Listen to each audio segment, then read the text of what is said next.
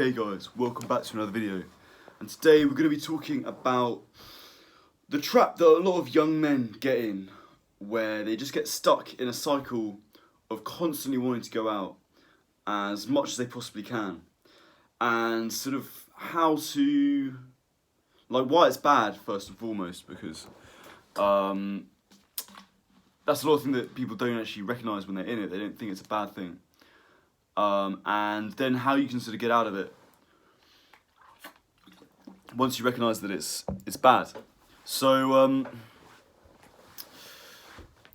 what do I mean by this? Well, a lot of people get stuck with a constant compulsion to go out clubbing, drinking, partying, whatever it is, like every night basically. Sort of university, usually university. For me, it was at university that this happens.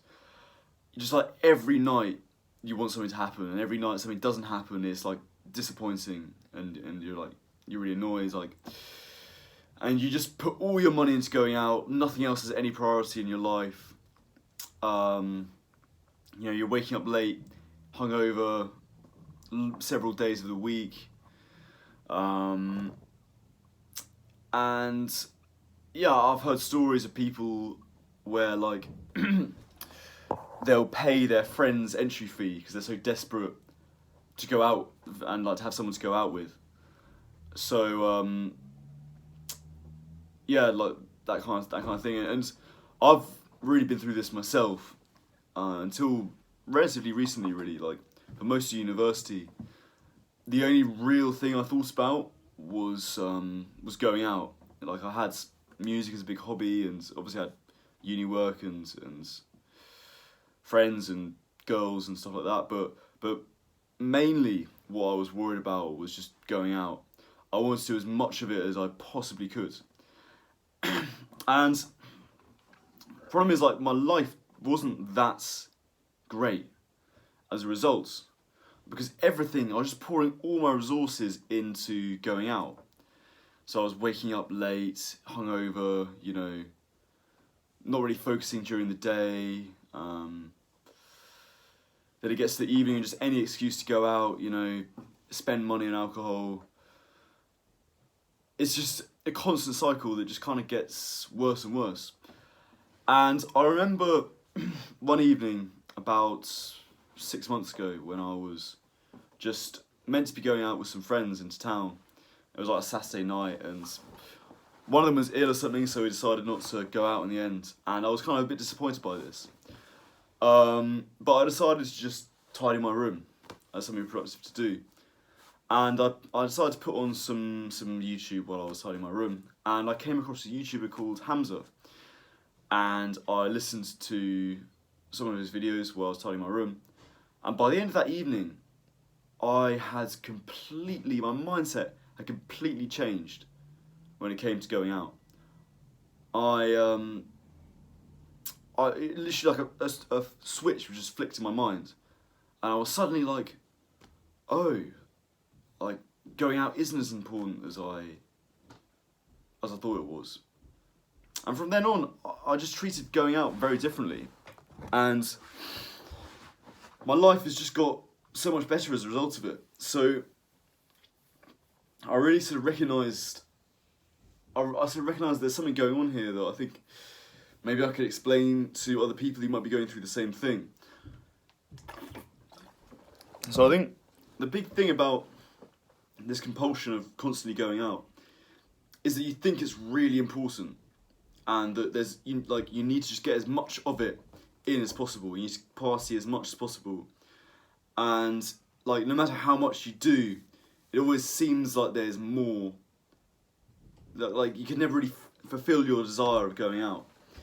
And I think generally when that kind of thing happens, it doesn't mean, the thing to do is not to keep doing it. With sex, with food, with video games, if it seems like it's an unfillable hole that you've got, then there's something going wrong. And there's no real way to stop this kind of desire to going out.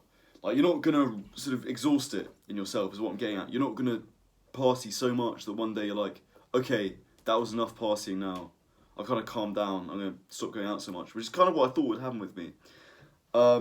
No, I think you need to fill that hole with something more fulfilling. So really, like the trick to I kind of introduced this video as like why it's a bad thing and then how to recover from it. But I think once you realise that the desire to go out all the time is a bad thing in itself, then the second thing kind of does the hard work for you, because that is what takes care of itself. You know it's bad to be constantly going out now.